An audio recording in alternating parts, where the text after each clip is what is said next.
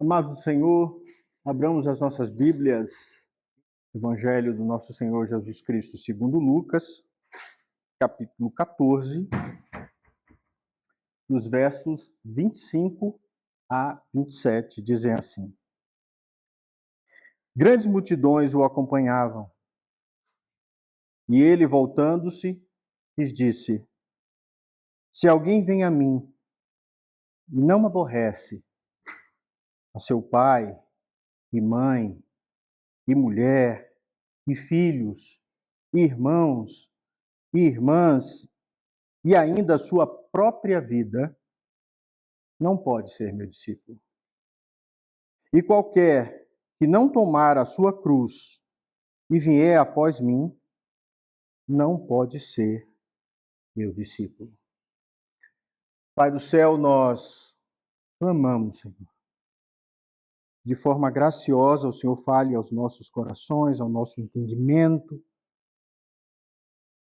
Nos faz ouvir, Senhor, tua doce voz em nosso coração. É o que eu te peço, Pai, em nome de Jesus. Amém. Irmãos, nós começamos uma nova série. Estamos falando sobre as marcas do verdadeiro discípulo de Cristo. Se, em primeiro lugar, ele é chamado por Jesus Cristo a segui-lo, a caminhar com ele, e ele faria desses discípulos pescadores de homens, a segunda verdade que eu quero trabalhar com vocês hoje é que esse discípulo deve amar a Cristo acima de tudo. O próprio Jesus, ensinando essa verdade aos seus discípulos, ele mostra que esse amor deve estar acima das pessoas que nós amamos, das pessoas que nós mais amamos, e a nossa própria família. E ele coloca pai e mãe, os quais nós devemos honrar, segundo a palavra do Senhor. O quinto mandamento é uma ordem de Deus a amar essa célula principal da estrutura familiar. Você só aprende a amar o próximo quando você já aprendeu a amar os seus próprios pais. Mas Jesus coloca uma condição dificílima para os discípulos, que nós precisamos entender no dia de hoje. Precisamos amá-lo acima de tudo, qualquer coisa e pessoas. Irmãos, o texto afirma que as multidões seguiam Jesus. E mostra também que ele sabia distinguir entre curiosos e discípulos verdadeiros. Esse texto mostra claramente isso. Que Jesus fazia essa distinção de uma forma sábia. Ele mostra também que a nossa caminhada com ele não é uma caminhada fácil. Para distinguir e separar os verdadeiros discípulos daqueles que apenas estavam ali como curiosos, Jesus coloca uma prioridade, o amor supremo a ele. Pense, irmãos, que dentro de tudo aquilo que Jesus está falando ali, ele não deve ser inserido dentro de uma lista de interesses. Ele não deve ser inserido como alguém que pode me dar algo ou abençoar a minha vida somente. Jesus está dizendo que nós devemos torná-lo o centro absoluto da nossa vida. Ele está dizendo nesse texto aos seus discípulos é que tudo o que fazemos deve gravitar ao redor da sua pessoa, ao redor do próprio Cristo. A primeira verdade que temos nesse texto é que o discipulado não é para multidões, mas para comprometidos. O texto é muito claro em dizer que grandes multidões o acompanhavam. E ele volta-se para as multidões e diz uma palavra tão forte e tão difícil de entender. Esse texto de Lucas, no verso 25, ele é fundamental porque ele abre uma das sessões mais fortes de Jesus, falando sobre o custo do discipulado. De uma outra forma, Jesus está dizendo assim, olha, me seguir tem um preço. E o evangelista Lucas, ele mostra que Jesus não se impressiona com multidões, como nós. Nós vemos uma loja cheia de gente, a gente pensa logo, deve ter alguma coisa boa ali, não é? A gente vê um pregador com muitas pessoas ouvindo e diz assim, olha, deve ser o puro evangelho. No entanto, o que Jesus está ensinando é que no meio dessas multidões você deve filtrar os verdadeiros seguidores. É o que ele está fazendo. Ele faz afirmações que vão filtrar os verdadeiros discípulos daqueles que apenas estão vivendo um entusiasmo superficial. Em vários textos diz que Jesus atraía multidões. Os textos falam que eles estavam fascinados pelos seus milagres, ensinos e por sua autoridade. Porque ele falava como quem tinha autoridade, não como os doutores da lei e fariseus. Pense naquela época, no primeiro século, alguém que tocava as pessoas e os demônios saíam dela. Pense naquele período em que a medicina era tão fraca ainda, em que pessoas eram tocadas, eram coxas, paraplégicas e voltavam a andar. Em que cegos de nascença voltavam a ver. Imagina como isso se espalhou como um rastro de pólvora. E aliado a isso, Jesus começou a multiplicar pães e peixes. E as pessoas famintas começaram a ter o que comer. Olha para esse cenário todo. Então muitos passaram a buscar Jesus por interesse. Milagres, pão e pela sua fama que se espalhava. Chega um momento em que Jesus, olhando para as multidões em João capítulo 6, ele percebe que eles estão ali por causa de comida. E ele diz, olha, se é pão que vocês querem, não vou dar comida mais a ninguém. Não vão alimentar mais vocês. E o texto diz que aquela multidão que estava ali vai toda embora. E Jesus, não satisfeito, olha para os seus discípulos e diz, e vocês, não vão embora também? E Pedro, como bom sanguíneo, sempre o primeiro a falar, nos dá uma resposta extremamente sábia. Ele diz, Senhor, para onde iremos nós? Se somente o Senhor tem palavra de salvação. Vocês percebem que Jesus fez uma separação ali? Porque se aquela multidão estivesse ali por quem Jesus era, assim como os seus discípulos, eles não teriam ido embora. Eles ficariam ali. Da mesma forma, Jesus está filtrando os seus seguidores aqui. Em um segundo filtro, mostrando que o discipulado exige mais do que entusiasmo momentâneo. Mais do que o desejo de simplesmente estar inserido no meio de um povo ali que está buscando algo maior. Jesus está filtrando aqueles que estão buscando benefícios imediatos daqueles que querem viver para Ele em obediência radical. Deus é sábio, irmãos. E é por isso que o texto fala claramente que ele volta-se para a multidão e deliberadamente confronta a multidão. Vocês já perceberam que os pastores não fazem mais isso? Pastores morrem de medo que as ovelhas saiam. Imagine você mandar 5.000 pessoas embora para ficar com 12. Não tem juízo, né? Eu falei para vocês do reverendo Mark Driscoll, que fez uma poda radical na igreja dele, né? Lá nos Estados Unidos. Ele tinha uma macieira no fundo de casa. E essa macieira simplesmente parou de dar fruto, dava muito pouco.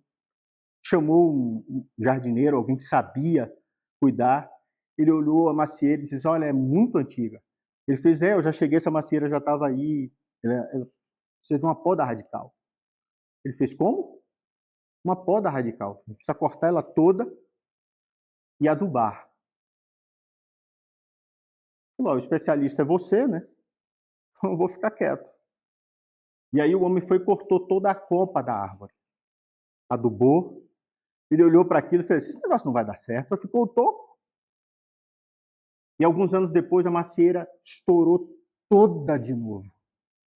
E a sua primeira floração foi tão absurda que os galhos arriavam de tanta maçã.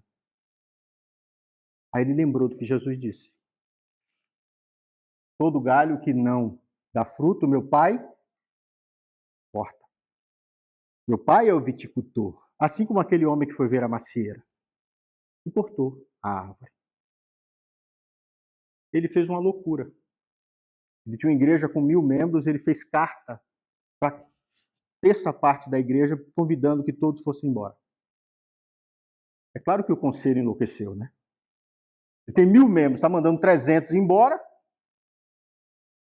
E ele chamou essas pessoas e conversou: aqui não é o seu lugar, você não se encaixa. Todo mundo achou uma coisa muito louca o que ele estava fazendo. Eu sei o que estou fazendo, eu vi cortarem a macieira. O resultado disso é que muitos foram embora. E a igreja diminuiu e estourou para 5.500 pessoas. Da mesma forma que a macieira no fundo da casa dele. Precisa ter muita coragem para fazer isso. Eu sei porque alguns anos atrás, numa escola dominical, eu estava dando aula na Igreja Presbiteriana do Cruzeiro, aqui em Brasília já. Começaram algumas discussões e eu respondendo amavelmente, até que disseram: você está errado, pastor, isso tudo está errado. E eu, como um bom sanguíneo, disse assim: olha, se você não concorda com a teologia, você pode procurar uma outra igreja para você ir. Eu acho que vai ser muito melhor para vocês, para mim e para toda a igreja. 15 pessoas foram embora. Vocês não têm ideia do quanto eu ouvi do conselho. E eles não estavam errados, eles estavam certos. Mas eu também estava certo. Não publicamente. Entende? Não fui grosso, tenho consciência disso. Apesar de que alguns irmãos eu sei que ficaram magoados. Mas você imagina o que é você ouvir de Jesus isso? Vocês querem pão? Não mudar nada, vocês podem ir embora. Vocês querem me seguir?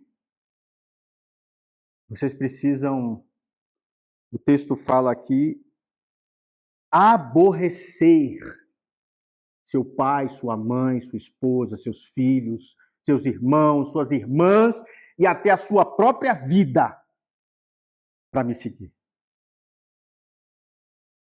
Você percebe que é uma poda? Você consegue ver que o verdadeiro discípulo entende o que Jesus está dizendo? A grande verdade é que muitos querem as bênçãos de Deus, muitos querem tudo que Deus tem para oferecer, muitos querem ser agraciados pelas bênçãos, pela graça, pelo poder, por tudo que Deus pode dar, mas poucos aceitam segui-lo a todo custo. Discipulado, irmãos, não é para quem ama a sua própria vida.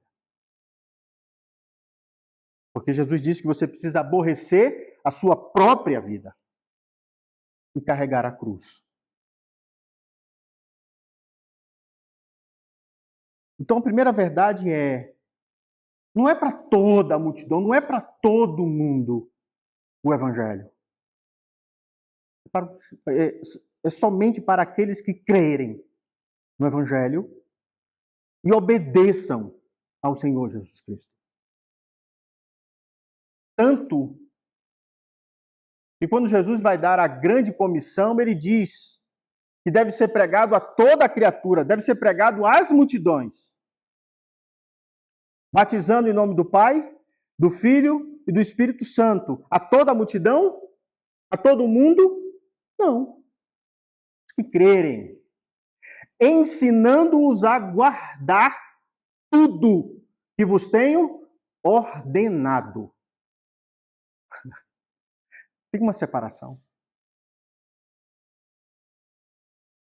É para os que obedecem, é para os que creem, é para os que guardam tudo que foi ordenado, tudo que foi ensinado.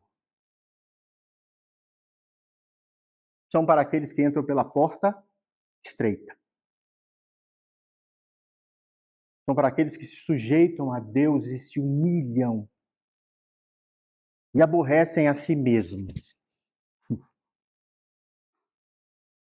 Porque eu sei quantas vezes eu já fiz a vontade de Deus contra a minha própria vontade. Jesus fez, quando ele queria que passasse o cálice e Deus disse não. E ele foi ainda assim. E eu, pobre mortal, não vou fazer contra a minha vontade? Por vezes, sim. Só depois eu consegui entender a beleza de ser obediente a Deus. Então, a primeira verdade é que o discípulo, ele corta da carne para seguir a Jesus Cristo. Se necessário for, ele abandona pai, mãe, quem for, para estar com o seu Senhor. A segunda verdade desse texto é que o discipulado exige amor supremo por Cristo. Primeiro, porque você só vai deixar a sua família e tudo que importa para você se você amar ele mais. Primeiro, é a inferência lógica. E segundo, porque Jesus fala em aborrecer pai, mãe, esposa, filho, irmãos e a própria vida. É tão difícil essa passagem, mas eu vou tentar explicar para vocês a partir de uma construção gramatical. Aqui não significa ódio, a palavra no grego é odiar mesmo.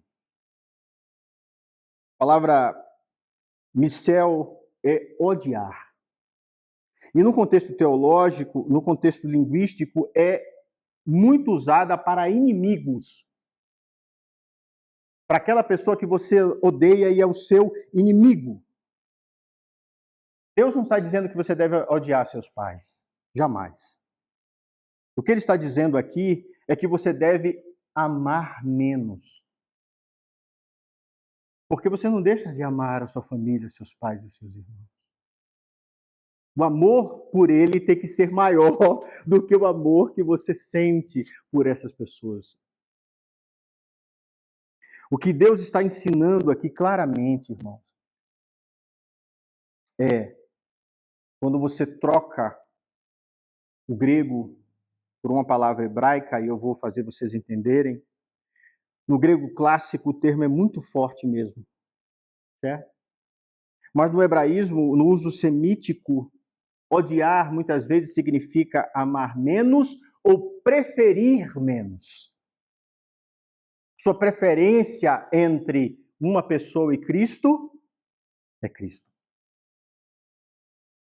Em Gênesis 29, 30 e 31, diz que Raquel é amada e Lia é odiada no original. É a palavra sané. O sentido não é de hostilidade, mas é que Lia é menos favorecida, entende? A palavra lá é odiar, mas é que ela é menos favorecida. Raquel é mais favorecida. Fica mais claro quando você vê em Mateus 10, 37, que é o texto paralelo, Jesus diz assim: quem ama seu pai ou sua mãe mais do que a mim, não é digno de mim. É isso que ele está dizendo. Quando você faz uma boa sistemática e uma boa análise nos textos paralelos, você percebe. Mas quando você ama mais um do que o outro, significa que você aborrece aquele que você ama menos. A gente é filho, sabe? Lá em casa nós éramos 4. E toda vez que minha mãe, por algum motivo, dava preferência a um, ou dava razão a um, os outros 3 diziam o quê? Você me ama menos. Porque ficavam aborrecidos, é natural. Aborrecer é isso. Se for para fazer a vontade de seus pais e a de Jesus, faça a de Jesus. Porque a de Jesus sempre está correta. Entende? Isso que é cortar na carne. A ideia fica clarificada. Trata-se de um amor em ordem de prioridade. Lembra que eu falei para vocês na semana passada que tem uma prioridade e as pessoas ensinam assim: primeiro Deus, depois família, depois trabalho. Não, essa não é a ordem. A ordem é que muitas vezes você vai ter que cuidar da sua família e a prioridade vai ser ela. E vai ter momentos que a prioridade vai ser o seu trabalho. Mas os outros 2 estão sempre em função da pessoa de Deus. E se você tiver que escolher entre sua família e Deus, Deus. E se você tiver que escolher entre o seu trabalho e Deus, Deus. Ele é a prioridade. Essa que é a linguagem. É o que Jesus está dizendo. Eu sou a prioridade maior na vida de vocês. Jesus está dizendo assim: compare os seus amores.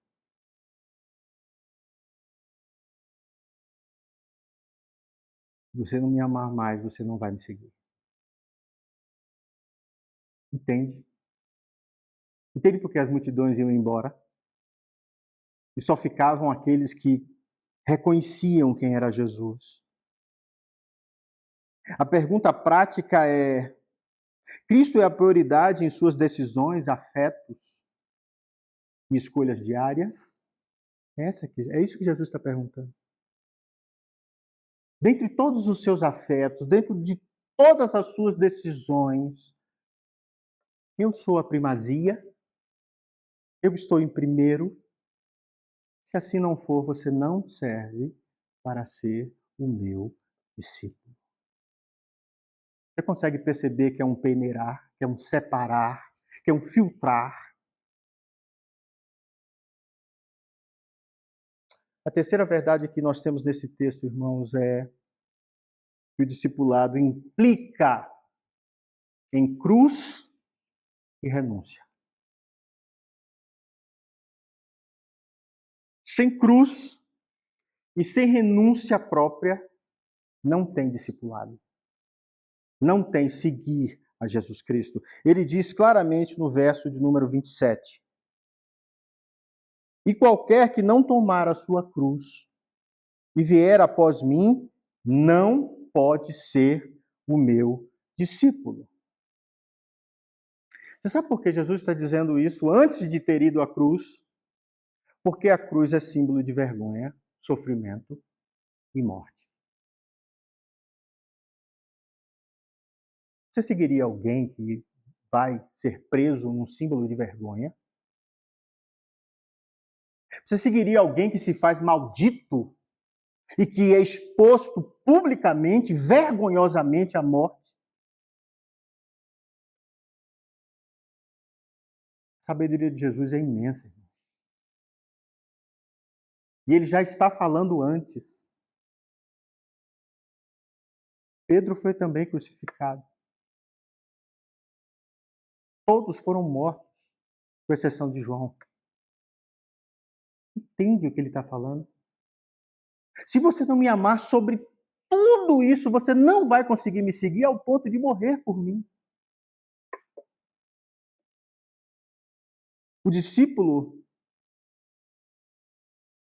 não é chamado para conforto, irmãos. E você percebe que o discurso contemporâneo é: Deus vai lhe dar conforto? Jesus nunca disse isso.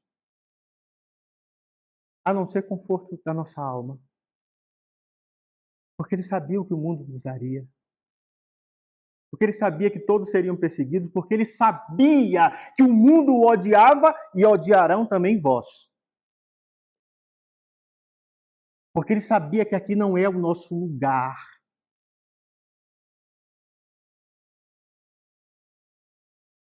Quando a gente prega o evangelho, irmãos, a gente bota o povo para correr. Essa que é a verdade. Quando a gente prega o evangelho, está dizendo assim: você não presta. E é duro ouvir isso. E é duro ouvir que Jesus não vai me dar o que eu quero. Eu quero pum. Não vou dar. Pode ir embora. Você entende que o discípulo, ainda quando Deus diz não, ele fica e diz assim: o seu não é bom. Mas você precisa amadurecer para isso. O que acontece quando você cria um filho e você só diz sim a ele? Você estraga seu filho. E quando ele ouve não, ele te dá as costas. Jesus está educando espiritualmente os seus discípulos para tudo aquilo que eles iriam viver. Eles não foram chamados para o conforto. Jesus disse que eles foram chamados para carregar a cruz e seguir o Mestre.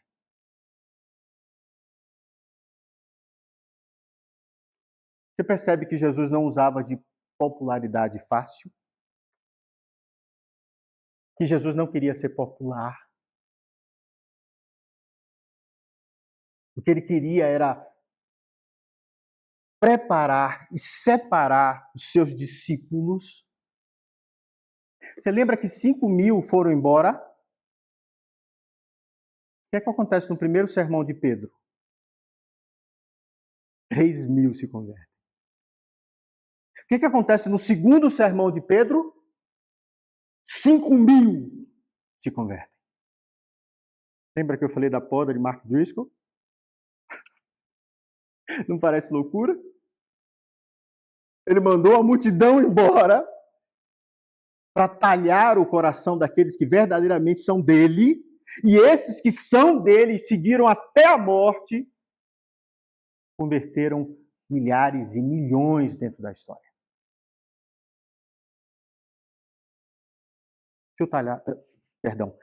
O seu caráter precisa ser talhado. Quer dizer, seu talhado precisa ser caráter. Minha mente de vez em quando me confunde, é muito rápido. Seu caráter precisa ser talhado. E ele é talhado quando você é confrontado por Jesus. Porque o evangelho é retirar de você tudo que você não pode ser. E colocar em você tudo aquilo que Cristo é. Portanto, é lapidar, é talhar, é retirar para que Deus seja e você não mais. Entende? Então, quando ele dá essa palavra tão dura, é para dizer: só vai ficar aqui quem quer ser talhado. Quem quer a mim, não o que eu posso dar. Aqui, Jesus colocou diante daqueles que o seguiam uma condição absolutamente radical. Não basta me acompanhar fisicamente. Vamos falar de outra forma? Não basta ir à igreja. Não basta estar no meio do rebanho. É necessário renunciar a afetos, seguranças e a própria vida. Vamos ler de novo? E qualquer que não tomar a sua cruz e vier após mim não pode ser meu discípulo. Verso 33. Assim, pois, todo aquele que dentre vós não renunciar a tudo quanto tem, não pode ser meu discípulo. Ele repete, após dar alguns exemplos. Porque o que ele quer de nós é que você deixe tudo, absolutamente tudo, e ame-o com prioridades na sua vida. Irmãos, esse filtrar de Jesus separa os que buscam apenas bênçãos temporais daqueles que estão dispostos a carregar a cruz. É isso que ele está fazendo. Eu estou lhe dando comida, é temporal. Carregue a cruz comigo. Não, carregar a cruz eu não quero. Não quero. Eu quero que você me dê tudo o que eu quero. Mas carregar a cruz é demais. Então você não é discípulo. Então você não entende o que aquilo representa para você. Então você não sabe o que é a morte dele verdadeira na cruz. Então você não sabe que você está no inferno e que precisa dele para sair dessa condição e voltar à presença de Deus. Os discípulos sabem exatamente o que é isso. Teologicamente, a teologia reformada faz uma distinção entre graça comum, que atrai multidões por interesses diversos, e a graça eficaz, que verdadeiramente transforma e eleva esses servos à presença de Deus e dão a eles perseverança para continuar, ainda que a vida se insurja contra você. Você continua, você persevera como servo, como crente. Você percebe a dureza dessa palavra? Você percebe que o que Jesus queria era exatamente isso, quebrar com aqueles que estavam buscando ele apenas por interesse temporal, pelas coisas temporais.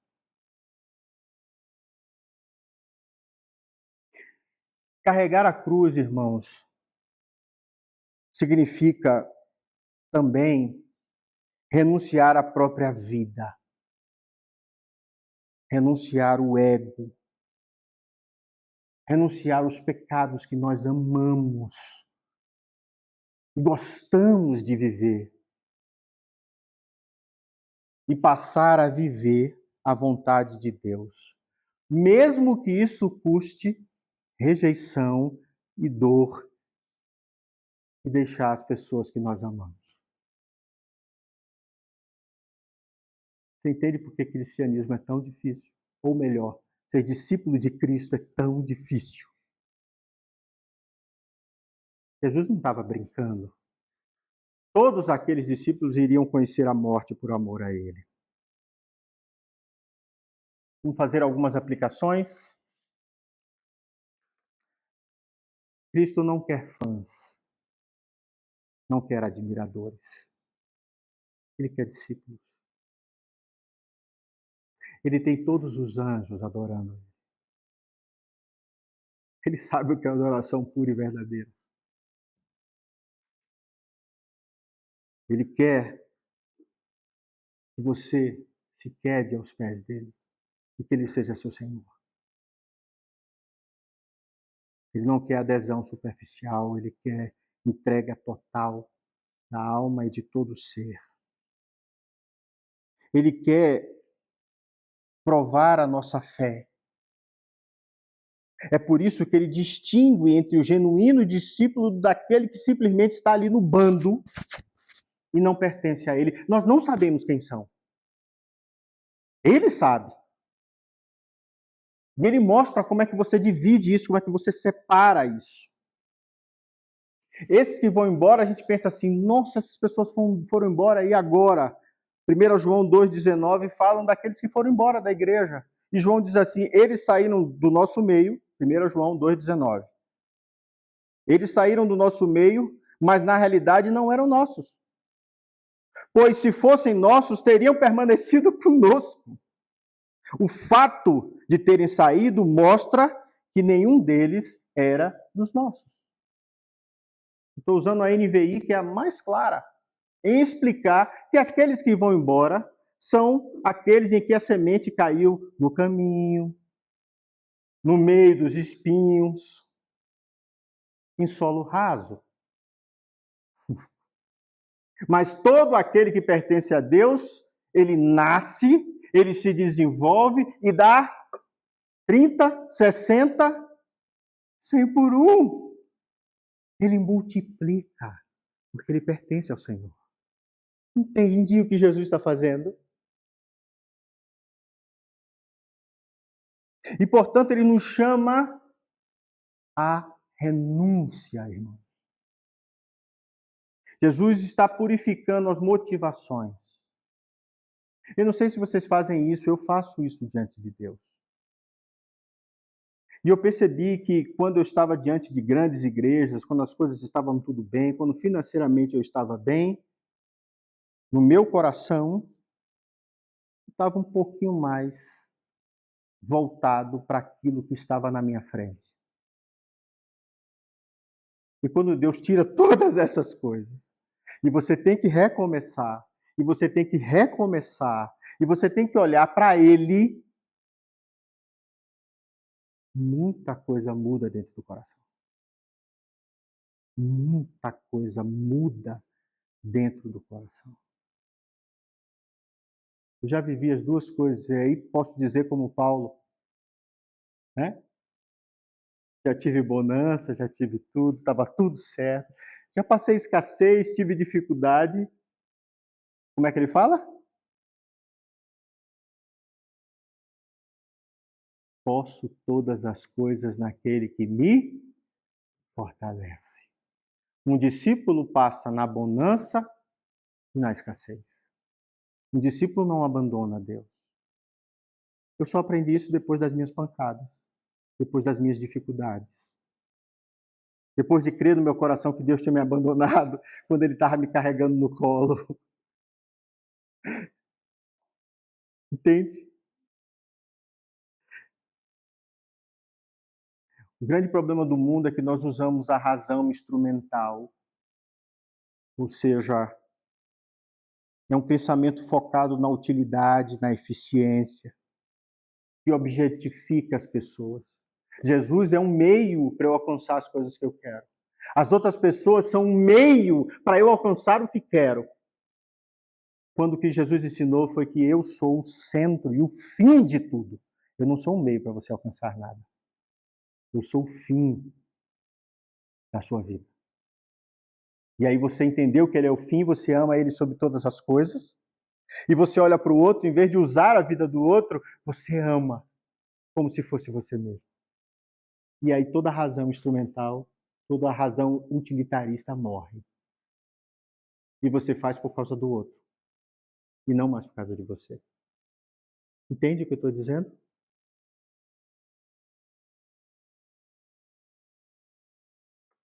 Lucas 9, 23, Jesus diz assim: se alguém quiser acompanhar-me, negue-se a si mesmo, tome a sua cruz diariamente e siga-me.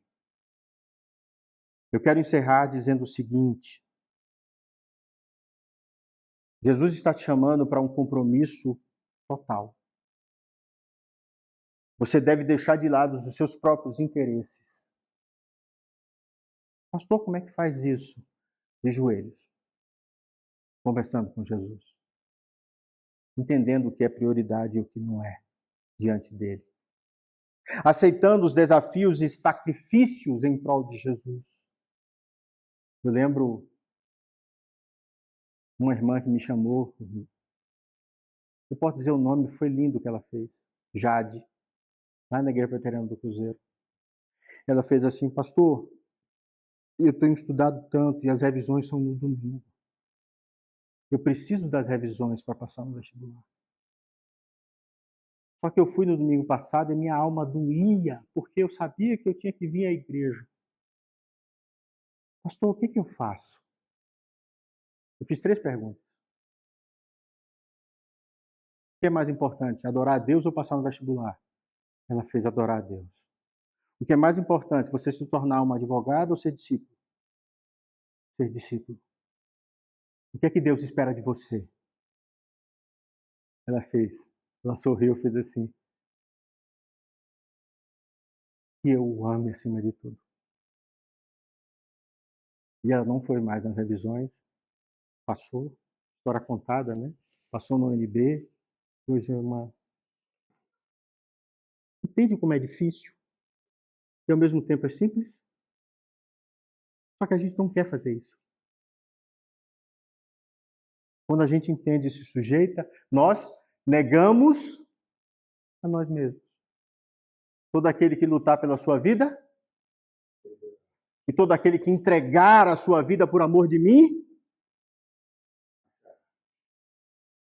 toda vez que eu luto e coloco alguma coisa em primeiro lugar, eu não estou entendendo que Deus é o primeiro. Por isso que Jesus diz que nós temos que buscar o Senhor sobre todas as coisas e as demais serão acrescentadas. Eu perguntei para ela, isso é prioridade ou são as demais coisas? São as demais coisas, pastor. Então busque o Senhor sobre todas as coisas e como prioridade. E Deus vai te dar tudo aquilo que você precisa. E por fim, Jesus diz, toma a cruz e segue-me. Seguir a Jesus, irmãos, não vai ser algo fácil. Vai ser fácil se você segui-lo como as multidões. Aí é facinho. Você vai com as multidões, você está lá com eles, quando tem comida você come, quando não tem você não come, e você vai seguindo ali junto com eles. Porque normalmente você vai estar ainda fazendo a sua própria vontade. Mas quando você realmente passar a segui-lo, você vai perceber que muita gente vai começar a ficar para trás. E você vai começar a procurar e olhar, e as pessoas vão ficando pelo caminho. E o grupo vai ficando cada vez menor junto de Jesus. Quando você perceber isso, quando você renunciar a tudo, você está fazendo a vontade de Deus. Quero encerrar com um exemplo. Eu sei que vocês conhecem os missionários morávios. Eles são conhecidos como os maiores missionários da história. Eles saíam da região da Alemanha e outras regiões e viajavam pelo mundo pregando o Evangelho. Eles são considerados os maiores evangelistas da história, porque eles passaram 100 anos orando e 100 anos enviando missionários para o mundo inteiro. E nos conta a história real que alguns moravianos se vendiam como escravos. E iam para países trabalhar como escravos, para evangelizar os que estavam sendo escravizados. No dia que eu li isso, irmãos, eu falei, eu não consigo fazer isso, Deus. Eu não consigo deixar a minha família, minha casa, tinham tudo guardadinho, os meninos criados, sabe? E se venderem como escravos. E escravos que eu estou falando aqui, gente, é chicote nas costas mesmo.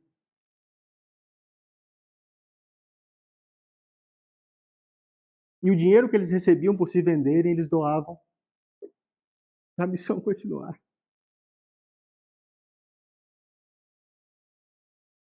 Você daria um filho seu? Muitos pais moráveis deram seus filhos. Aborreceram a si mesmos. Aborreceram a família. Para que esses meninos adentrassem o mundo e evangelizassem os que se perdiam. Foi para isso que Jesus te chamou. Vamos orar? Pai do céu, obrigado, Senhor, por essa palavra. Dura palavra, Senhor, como disse Pedro.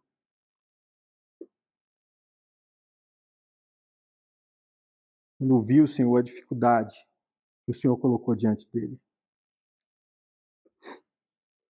Ó Deus, nos ensina, por amor de Ti, Senhor, e pelas almas perdidas, nós nos entregarmos diante de Ti, Senhor, e Te amarmos mais do que a nossa própria vida.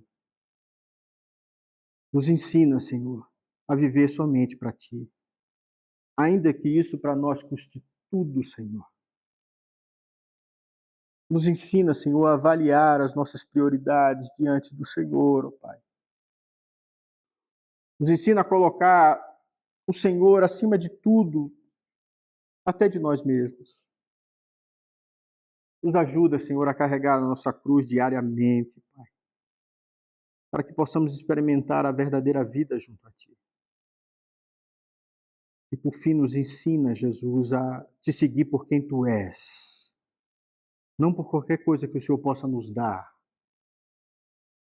mas nos ensina, Senhor, a Te amar sobre qualquer coisa e acima de tudo.